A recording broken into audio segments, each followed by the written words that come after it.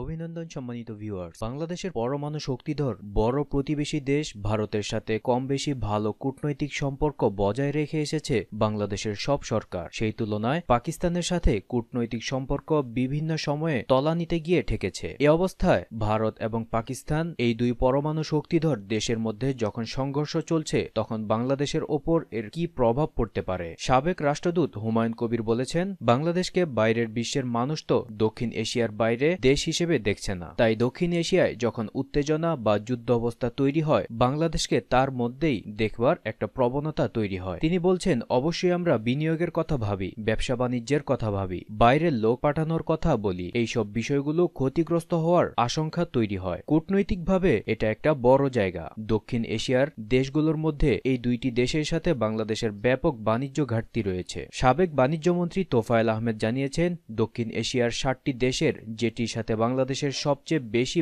বড় বাণিজ্য ঘাটতি রয়েছে সেটি হলো ভারত। এমন পরিস্থিতিতে বাংলাদেশের বাণিজ্যের ওপর কোনো লাভ বা ক্ষতি আশঙ্কা আছে কি? বিষয়টি নিয়ে কথা বলতে গিয়ে আরও একটি প্রতিবেদন থেকে জানা যায়, আপাতত বাংলাদেশের অর্থনীতির জন্য ক্ষতিকর কোনো কিছু না হলেও সার্কভুক্ত দেশ হিসেবে বাণিজ্যিক যেসব সুযোগ সুবিধা পেতে পারত, সেটা এই চলমান উত্তেজনা একটা চ্যালেঞ্জ তৈরি করল বাংলাদেশের জন্য। পাকিস্তান এবং ভারত উভয়ই সার্কভুক্ত দেশের অন্তর্ভুক্ত। আবার সার্ককে কার্যকর করার চেষ্টা চলছে দীর্ঘদিন ধরে। সার্কের সদস্য হিসেবে নানা রকম অর্থনৈতিক বিষয় নিয়ে যে আলাপ আলোচনা চলছে, সেখানে সব সময় ভারত এবং পাকিস্তানের ইস্যু এক ধরনের অন্তরায় হয়ে দাঁড়ায়। এই নতুন উত্তেজনার ফলে সার্কভুক্ত দেশগুলো অর্থনৈতিক যে সুযোগ সুবিধা অর্জন করতে পারত, সেটাকে আরো পিছিয়ে দিল বা একটা চ্যালেঞ্জ তৈরি করলো। পুলওয়ামা হামলা নিয়ে এর আগে বাংলাদেশ সরকার নিন্দা জানিয়েছে। সেটা ধরেই ঢাকা বিশ্ববিদ্যালয়ের আন্তর্জাতিক সম্পর্ক বিভাগের শিক্ষক রোকসানা কিবরিয়া বলেছেন, এটা দ্বারা ভারতকে সমর্থন করেছে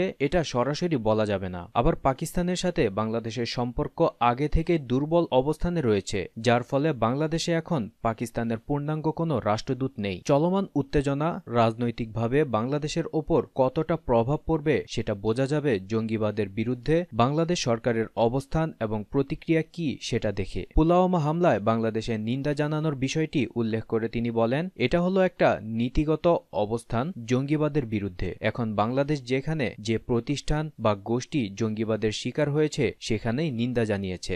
এখন কে জঙ্গিবাদের শিকার হলো এবং কে স্বীকার করলো সেটা কিন্তু আলাদা প্রশ্ন।